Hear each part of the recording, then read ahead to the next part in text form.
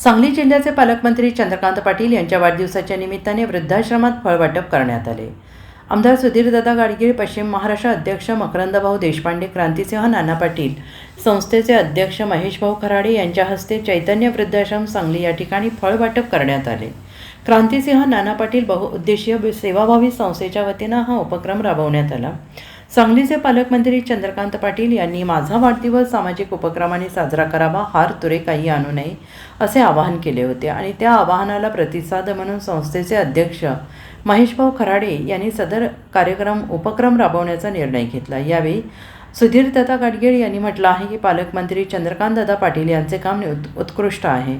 त्यांची वाटचाल सामाजिक भावनेतून सुरू आहे, त्यामुळेच त्यांच्या आवाहनाला प्रतिसाद देत महेश खराडे यांनी हा स्तुत्य उपक्रम आयोजित केला आहे।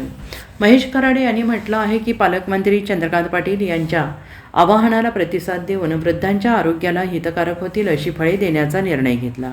या वृद्धाश्रमात वृद्धांची योग्य ती काळजी घेतली जाते, त्यांच्या शारीरिक आणि मानसिक आरोग्याची देखभाल केली जाते आणि यावेळी चैतन्य वृद्धाश्रमाचे अध्यक्ष प्रवीण गोडबोले, नगरसेवक लक्ष्मण नवलाई, नगरसेवक युवराज गायकवाड, नगरसेवक सुरेश पेंडगर, जिल्हा परिषद सदस्य श्रीकांत कांबळे आदींसह अन्य उपस्थित होते। चंद्रकांतदादा पाटील यांच्या वाढदिवसाच्या निमित्तानं सांगलीतील गव्हर्नमेंट कॉलनीतील चैतन्याश्रम या वृद्धाश्रमाला आमदार सुधीरदादा गाडगीळ आणि प्रदेशचे नेते भारतीय जनता पक्षाचे मकरंदभाऊ देशपांडे या भारतीय जनता पक्षाचे शहर जिल्हाध्यक्ष प्रकाश मामा ढंग यांच्या हस्ते या वृद्धाश्रमातील सर्व वृद्धांना फळं वाटप करण्यात आले।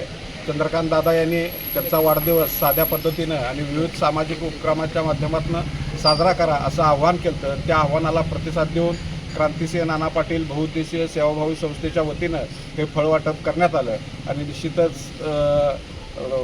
या वृद्धाश्रमातल्या सर्व वृद्धांचं आणि व्यवस्थापनाचंही आम्हाला सहकार्य लाभलं, त्यांचंही आम्ही आभार मानतो आणि सुधीरदादा मकरंदभाऊ आणि प्रकाश मामा ढंग हे या ठिकाणी उपस्थित झाले, त्यांचेही मी आभार मानतो। Bureau report SBN Marathi, Sangli.